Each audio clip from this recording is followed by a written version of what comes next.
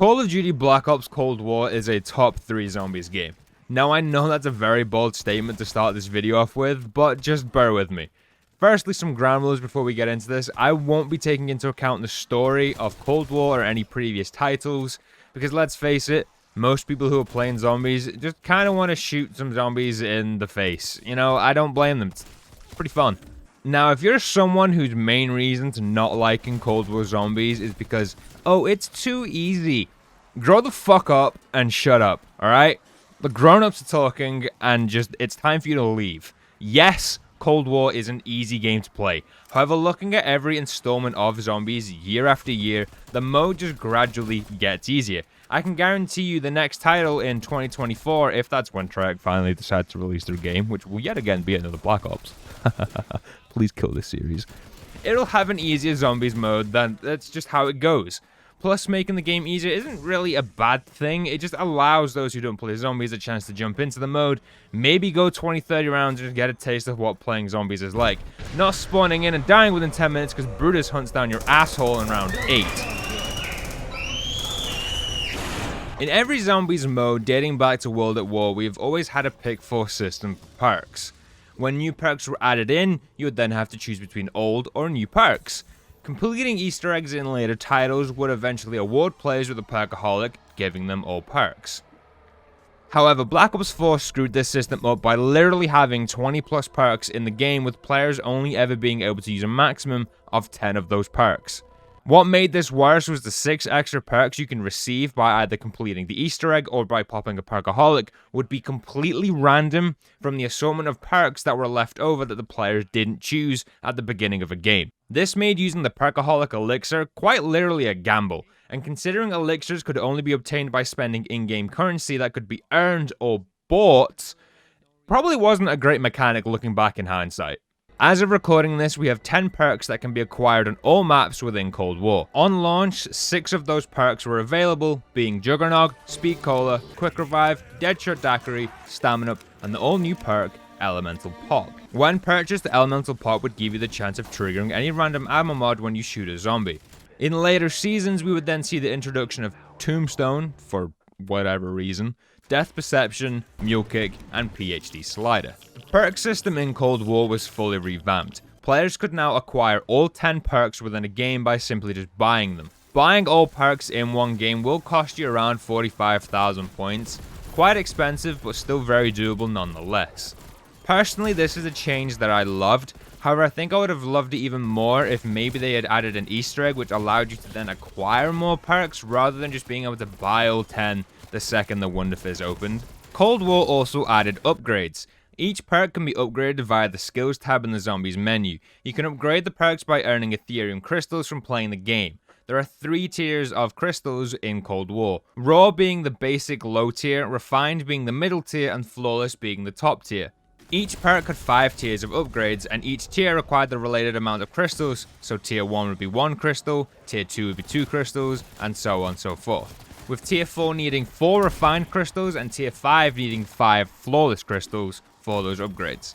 The idea of having to grind for hours to gather these crystals sounded daunting at first, until we all kinda realized the crystals were, and honestly still are, super easy to acquire, with around 30 completion guaranteeing you at least 1 flawless crystal, as well as a bunch of lower tiered crystals. If my maths is correct, there's a chance it probably won't be, you need around 60 raw, 40 refined, and 50 flawless crystals to fully upgrade all 10 perks to their maximum potential, which honestly isn't a lot.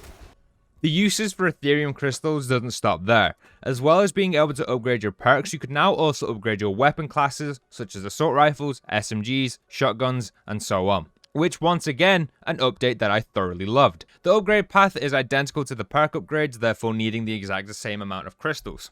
The weapon upgrades would consist of an increase of attachments, as well as in the later tiers you would also then be able to boost your critical hit damage with those weapons. There are currently 8 field upgrades in Cold War, 5 of which have been there since launch, and the extra 3 were released over the following seasons. Frost Blast creates a void of, well, frost around your character.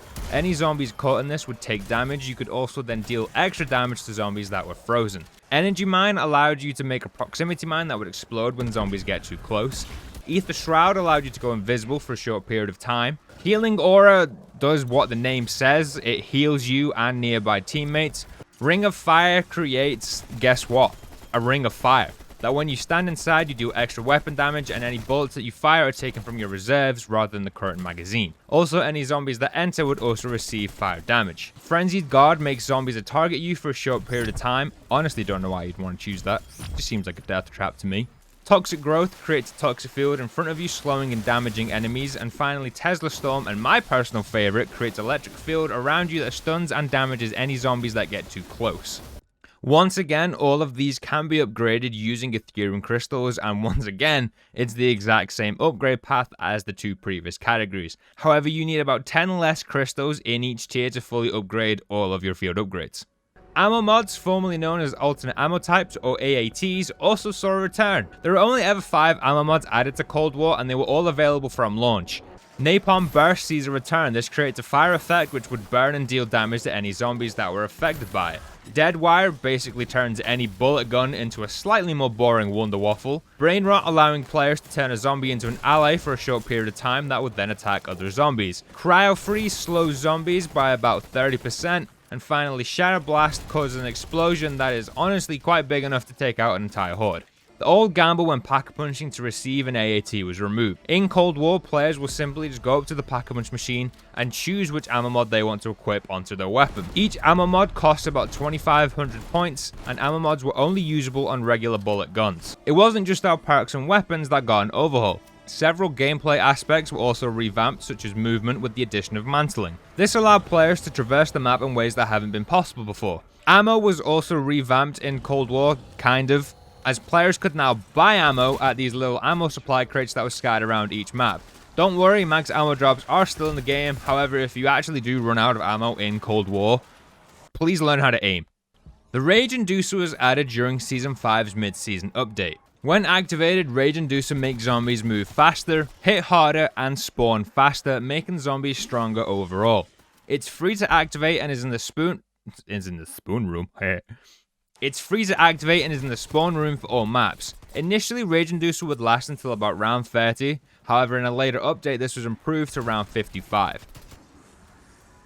The launch map for Cold War was a reboot of the very first and arguably one of the most famous zombie maps, Nacht der Untoten. Granted, Nacht's new and shiny counterpart, D Machine, had a fresh coat of paint and about 1,000% increase of size as we saw the addition of several new points of interest. D Machine's new areas actually made the map feel new and fresh. The addition of the old Nacht building is seemingly just there for some eye candy for older fans of the game. D Machine's new areas also provide some very decent areas to train together your hordes of zombies, and even some areas to camp out the hordes of the undead if that's more your style. Not only did we see the return of Nacht, but the ray gun as well. That's right, the trusty and quite frankly dreadful wonder weapon of the old is back. However, this time it doesn't suck. In fact, the ray gun in Cold War was so powerful it ended up being nerfed into the ground about a week after launch. The ray gun is still very viable today, but it doesn't amount to what it was during Cold War's launch. The Die Shockwave is the first of our new map-specific wonder weapons that were added to Cold War. It has 2 firing modes, one being a blast attack which fires a giant ball of energy into the zombies, and the other being what I like to refer to as the Big Suck. And no, I definitely didn't steal that from Borderlands. This mode quite literally does as the name suggests. You suck the life out of zombies, much like what Vanguard is doing to the game mode we all know and love. This alternate fire mode allows you to recharge the weapon's ammo without the need of max ammo or even buying ammo. Honestly, the Big Suck is a little lackluster in the later rounds, but works wonders if paired with an insta-kill. The Shockwave can also be upgraded, both at the Pack-a-Punch allowing it to be popped all the way up to tier 3, as well as 4 separate upgrades around the map. The Cryo Emitter shoots a cryo beam that slows and eventually freezes zombies.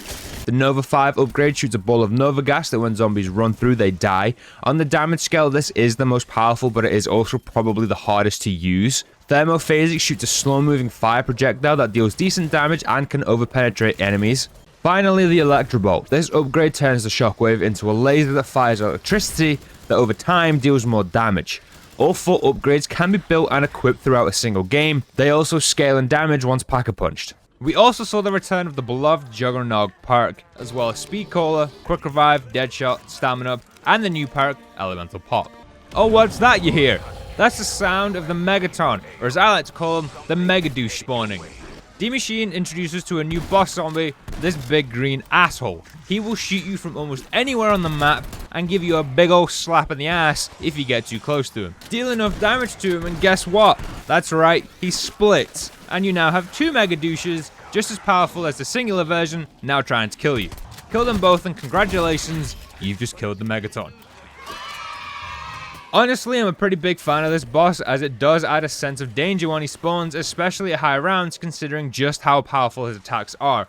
Oh, plague hounds are also a thing. They're basically hellhounds had like a love child with crawlers. They're not fun. They're annoying as fuck. I hate plague hounds passionately. Overall, with D-Machine's upgrades to the old, it was a warm welcome into Cold War. Is D-Machine the best opening map we've ever received? No. Is it the worst? Also no, it's just a good map. Next up, we see the addition of Firebase Z. This map was set in Vietnam, which will probably be the closest we ever get to a Vietnam Call of Duty, other than that one mission in BO1. The map starts with us in this small courtyard in a town where we have Quick Revive, the Wonder Fizz, and the Pack-a-Punch. Once you head upstairs and go to the teleporter, you get taken to the main area of Firebase Z. Here you will find the all-new and still shit tombstone. The map has a pretty cool way of turning on the power by turning on all three of these generators around the map that are powered by zombie souls. Once all three are active, you now have access to Pack-a-Punch and the Wonder Fizz back at the courtyard. We also saw the addition of a brand new wonder weapon, the Ray K. The Ray K is a fully automatic ray gun like rifle love child that can also shoot a black hole. The Ray K can be obtained by getting lucky out of the box or by completing the side Easter egg to build the Ray K on the map. You can also receive the Ray K as a reward from trials. The Ray K doesn't have any wonder weapon specific upgrades, but it can be pack-a-punched all the way to tier 3, and oh boy, is it good. Oh, would you look at this? A drop for me? Psych! It's actually a mimic. I still can't believe Trek actually added a heart attack mode to zombies, because I'm telling you, these things can scare the absolute living shit out of you every now and then. The mimics will disguise themselves as any item that is dropped by zombies, not power-up drops, such as double points and max ammos and whatnot. I mean salvage, grenades, stuff like that. We actually get two new bosses on this map, with the Mangler also being added. This armored zombie has a plasma cannon for an arm, which is honestly kind of cool. However, it is also the weak spot. Still doesn't really make any sense to me, but oh well. Hellhounds also see a return on Firebase Z. The newly updated version, however, runs at you then explodes, dealing decent damage whilst also leaving behind a small pool of fire that if you run through it, still does damage to you. Firebase Z also has a pretty unique defense system that starts on round 15 and then every 10 rounds after that. A whole bunch of zombies will spawn at random at one of the 3 generator areas, and it's your job to stop them from breaking through and disabling the power. However, from round 35 and onwards, the main man himself, Order, will spawn, so good luck. As far as DLC 2 maps go, Firebase Z did a pretty damn good job. Mauer de Toten was the 3rd map released for Cold War. The Berlin-based map is a nice change of pace, placing you right in the city streets of Berlin. The map features many different POIs, from the rooftops where you spawn to the main city streets of Berlin, as well as an underground railway station with the entrance to the sewers just beyond. Mauer de Toten sees several new enemy types being added, from the Tempests, which do only appear at the beginning of the map sadly, as they are required for power to be turned on. The Disciples are flying, well, more like floating enemies that have the power to enhance zombies, making them have more health, be faster, and stronger overall. You'll know which zombies are enhanced, as they'll have a purple glow to them. The Mangler also sees his return, and the boss round consists of Tormentors. These basically act as terrorists, just rushing you to blow themselves up. So yeah. And finally, the Kranzy Soldat. This big pain in the dick is pretty much the stronger and better big brother of the Panzer Soldat from previous games. He has a flamethrower as well as this Molotov type grenade, as well as a melee attack, and he can jump to you from about just anywhere on the map. He has a ton of health and is quite frankly just a pain in the ass to kill. A very unique wonder weapon makes its debut on Mauer de Toten by the name of the CRBRS, which stands for Conversion Ready Binary Repeater Standard, or Cerberus for short. You can obtain this weapon via the quest, box, or trials. This pistol style weapon is very different from what we've ever received in zombies, as for starters it talks to you throughout the game, but also has several separate upgrades that can be obtained by simply just killing zombies and waiting for one to drop. There are 3 variations of this upgrade, one being the Diffuser, which fires 5 projectiles in a horizontal line, the Blazer, which turns the Cerberus into a literal laser beam, and the Swarm, which fires a volley of explosive projectiles. The main Cerberus weapon can also be Pack-a-Punch to tier 3, and each variation will scale in damage with the Pack-a-Punch tier. Mule Kick also sees its return, allowing you to now carry a 3rd weapon. When Mule Kick is upgraded, stowed weapons will gradually refill their reserves, making Mule Kick a go-to perk. And once again, if you do ever actually run out of ammo in this game, please, for the love of God, learn how to aim. Finally, Klaus, the fighting robot that can be built by finding a few parts around the map, is featured. Klaus can eventually be upgraded to have more health and be given a Pack-a-Punch weapon. He's also used quite frequently throughout the main Easter egg on Mauer de Toten. The finale to Cold War Zombies, Forsaken. This map takes place in Ukraine at the Zakarpatska Oblast. I have 100% butchered that name and I am truly sorry. The map starts you in an Area 51-like staging area that has infinite spawning zombies. Here we also see the newly added Death Perception perk. I know it was released during Season 5, but it gets its own perk machine here, so it counts. There's also this teleporter in the area. Once the teleporter has been activated, you can leave the staging area and you'll come into a pretty familiar area, as the main section of Forsaken is unfortunately ripped straight from the campaign. In fact, the entire map is, which isn't great for a finale. The map sees you playing through a series of areas within this big triangle-like complex that are built like small American towns, which is kinda cool. Once you make your way through, you'll find yourself with the all-new perk PhD Slider. We see all of the previous boss zombies making a return in this map, with the added abominations. These are basically just Mogwars from Black Ops 3, however this time they shoot a beam of electricity at you and have a charge attack. The Chrysalax Wonder Weapon, a hybrid between an axe and a gun. This wonder weapon can once again be obtained via the quest, box, or trials. The axe is a 1-hit kill all the way up to round 42, and then onwards becomes a 2-hit kill to most enemies, making it the most powerful wonder weapon in the game. The gun mode is also very usable. It is more powerful than regular bullet guns, but it doesn't come close to the melee option. Overall, Forsaken plays very well. Having an Area 51-like area is a very nice addition. However, having a finale basically just be ripped straight from the campaign is nothing short of a disappointment. Now, I don't know the ins and outs of Treyarch at the time. I don't know how much funding Zombies was getting at the time. But I mean, come on. You have a multi-billion-dollar game. I obviously understand, you know, you can only pump as much money back into something as what it makes. But just ripping a map straight from the campaign and having it be the finale to your brand new Zombies experience really wasn't the move. Personally, there aren't too many negatives to talk about when it comes to Cold War, especially in current times. The difficulty argument has been put to bed already after the introduction of the Rage Inducer, but admittedly, I do think this change came a little too late into the game's life cycle for people to really care. The operator character system sucks. This is my main negative to take away from Cold War Zombies. We've become so used to having a core set of characters that we play out throughout these games and stories, and not having that in Cold War ultimately led to me, quite frankly, not giving a shit about the story in any way, shape, or form.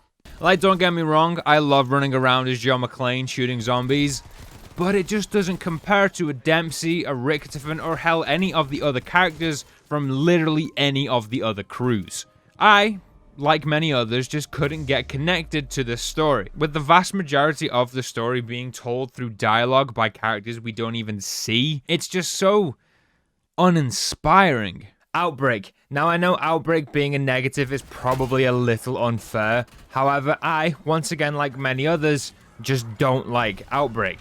Don't get me wrong, the idea of having an open world zombies experience set within our Call of Duty Zombies world would be incredible. But Outbreak can't and surely won't be that going forward. The maps feel empty most of the time, with zombies spawning in small packs scattered in areas around the map. The objectives become repetitive and, dare I say, boring after a few rounds. I personally was expecting to have much larger scale fights within Outbreak, fighting off dozens if not hundreds of zombies at any given time, not following a rover around with a monkey in it. I'm just going to throw in Onslaught with Outbreak. I personally didn't play Onslaught as it was a PlayStation exclusive and I was on PC for the year. I know a lot of people did. I know a lot of people really enjoyed the mode. I didn't, so I don't really have anything to say on Onslaught. So, yay, I guess? I truly feel like Cold War Zombies was to be the next foundation for future Zombies titles. The fact that we receive several new quality of life improvements from being able to upgrade our weapon classes, our perks, field upgrades, having an upgrade system like that is just such a cool thing to have, especially considering it just gives zombies another purpose. It's not just running around a map, shooting zombies, it's I get to run around a map, collect resources, go back to my base, or in this case a menu, upgrade our perks, upgrade our weapons, upgrade our field upgrades and anything else that may be added in future titles. Do I think Cold War is the best zombies we've ever received? No. Do I think Cold War has built the foundations and laid the groundwork to what could possibly be the next great Call of Duty? Yes, I do. And I see Treyarch sometime in the future. Honestly, don't know when. But I can see Treyarch building upon this game and releasing a truly magnificent zombies experience.